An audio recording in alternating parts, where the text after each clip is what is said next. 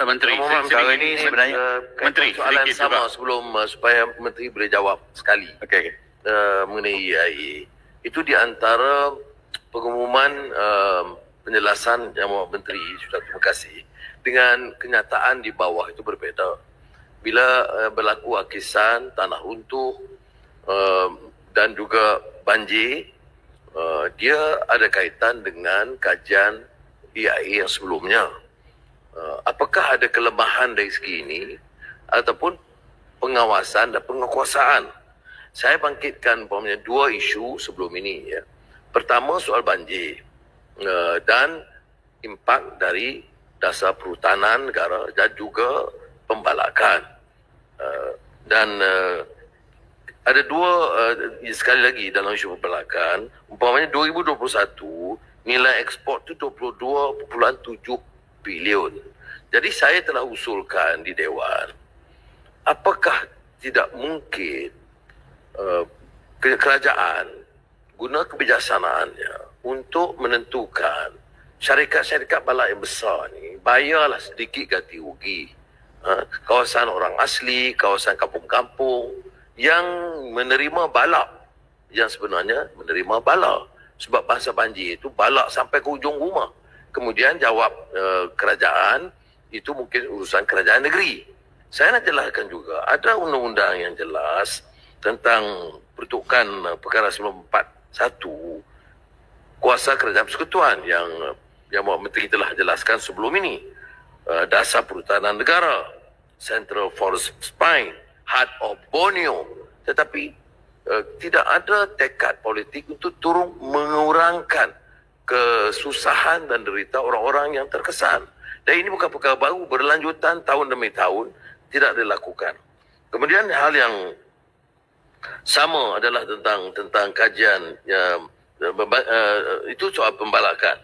Sama tentang kerana dia tidak kait sangat dengan EIA walaupun sepatutnya ada. Ya. Yang kedua ialah soal jerbu yang mula disebut yang sedang dijawab oleh Yang Berhormat Menteri.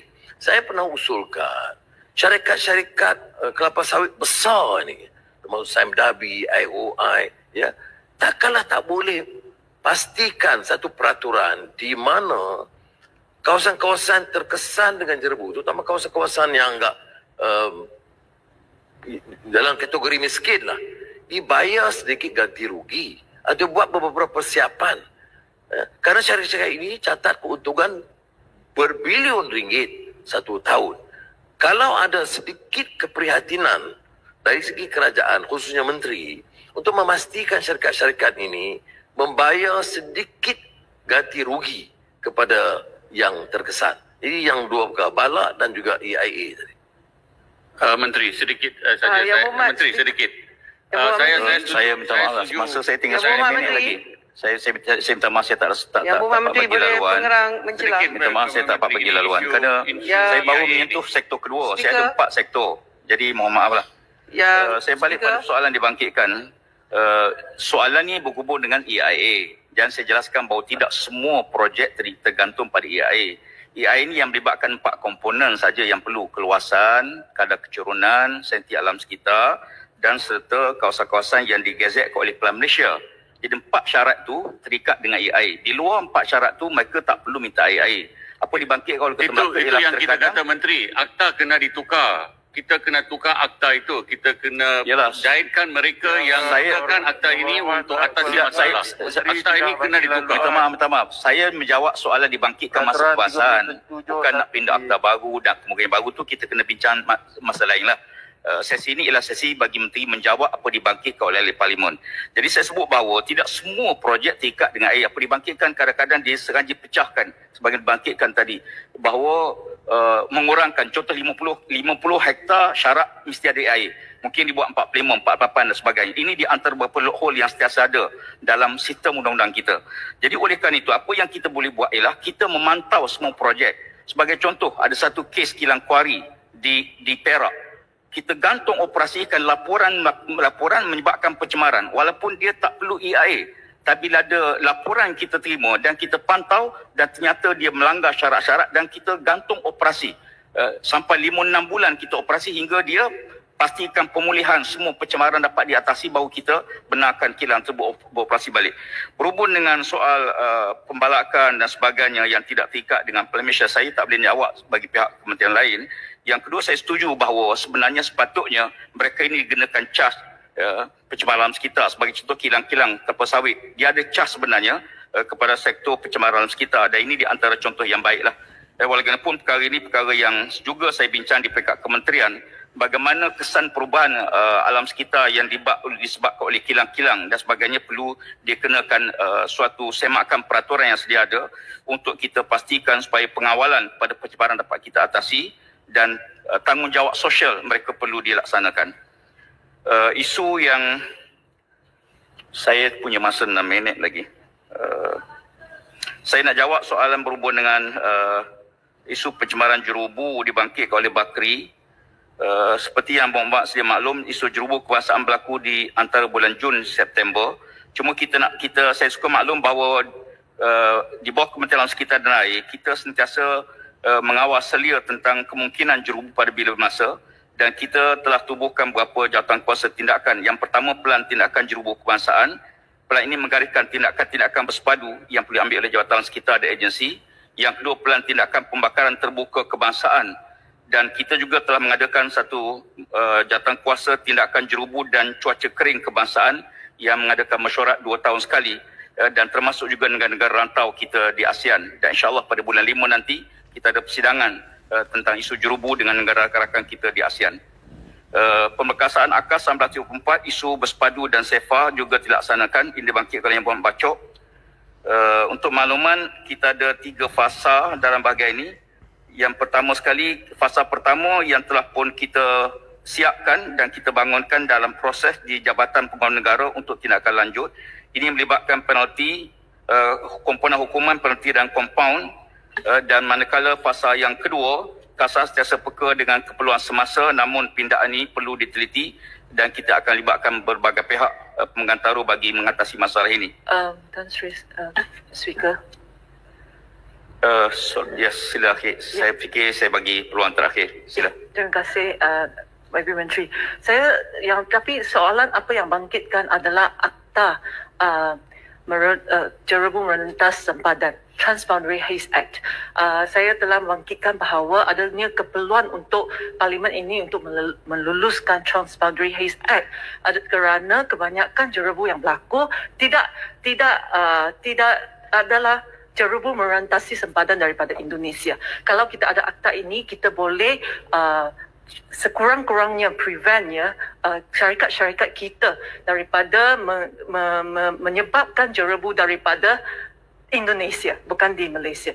Oleh itu adalah sangat penting untuk kita adakan akta jerubu merantasi sempadan. Menteri belum jawab lagi. Terima kasih. Saya sebenarnya isu ini telah pun saya bangkitkan dulu dan Dewan Yang Mulia ini. Kita melihat keperluan suatu akta ini ialah penguatkuasaan akta tersebut. Kalau kita bina satu akta, tetapi akta tu tak boleh nak kuasa disebabkan oleh kerana faktor-faktor keselamatan, data yang tak diserah oleh pihak negara terbabit, soal campur tangan dalam urusan negara lain dan sebagainya, yang menyebabkan kita melihat bahawa keperluan akta ini sebenarnya walaupun dia ada keperluan, tetapi lebih mudah kita buat pendekatan secara perundingan dengan rakan-rakan kita negara-negara jiran. Kalau kita ada akta tapi kita nak kuasa, contohnya walaupun disebut tadi ialah syarikat Malaysia di Indonesia, betul, tapi data yang nak diberi oleh Indonesia tak mungkin bagi data negara dia kepada negara lain sebab ia berlakukan soal keselamatan dan sebagainya. Jadi isu kita ada kekangan di situ.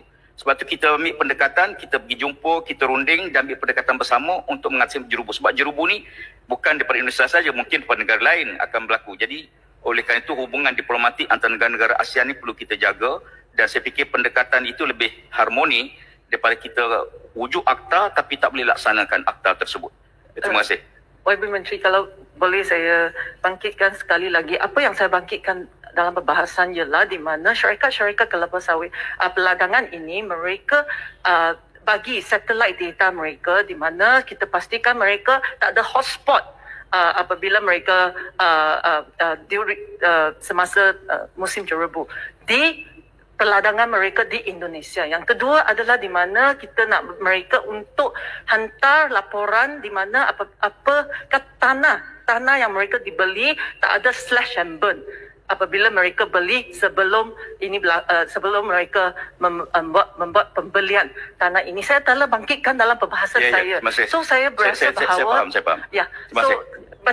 So oleh itu bukan penguatkuasaan, tetapi secara untuk meningkatkan ketulusan untuk memastikan bahawa syarikat kita dengan ada ketulusan, kita boleh mengelakkan mereka daripada membuat sesuatu yang tidak baik di negara Indonesia. Terima kasih. Menteri, memandangkan banyak soalan tambahan, saya tambah 10 minit. Sebenarnya data-data umum tu kita dapat cerak buat masa ini pun. Dan untuk makluman dalam persidangan kita dengan rakan-rakan negara ASEAN, mereka juga membentang tentang kawasan-kawasan hotspot yang berlaku negara mereka dan sejauh mana tindakan-tindakan yang telah diambil oleh negara tersebut bagi mengelak jerubu daripada negara itu masuk ke negara jiran. Saya fikir data-data yang umum ini ada. Cuma isu yang kedua dibangkitkan soal pembangunan tanah daripada syarikat Malaysia yang nak buat ladang di Indonesia dan guna tanah sebagainya, itu melibatkan hak kerajaan Indonesia untuk beri tanah mana yang nak jual, nak dibenarkan. Dan kita akui bahawa negara kita juga sebenarnya banyak tanah-tanah gambut yang seringkali berlaku kebakaran, contoh di Sarawak, di Pahang dan sebagainya. Jadi pendekatan kita buat masa ini, saya nak maklum pada Dewan Mulia, ialah pendekatan melalui perundingan, perbincangan, pembentangan secara telus, dan kita harapkan dengan cara itu kita dapat atasi. Buat masa ini, alhamdulillah 2 tahun kebelakangan ini kita tidak ada berlaku jerubu kerana cuaca yang agak sejuk, agak lembap. Tapi kita harapkan pada bulan 5 nanti kita akan ada perundingan bagi membangkitkan apa yang disebut oleh Yang Berhormat. Terima kasih. Saya minta maaf kerana masa saya sangat terhad. 1 minit lagi. Ibu Menteri, kalau boleh, sebab apa yang tindakan-tindakan diplomatik, kita sudah ambil tindakan diplomatik selama 20 tahun. Ini semua kita akan terus buat. Tetapi apakah additional, apakah extra things that we can do? Ini adalah sangat penting dan saya sekali lagi lah berharap bahawa Ibu Menteri boleh timbang lagi untuk adakan akta pemerintahan. Terima kasih. Saya nak bangkitkan isu berkaitan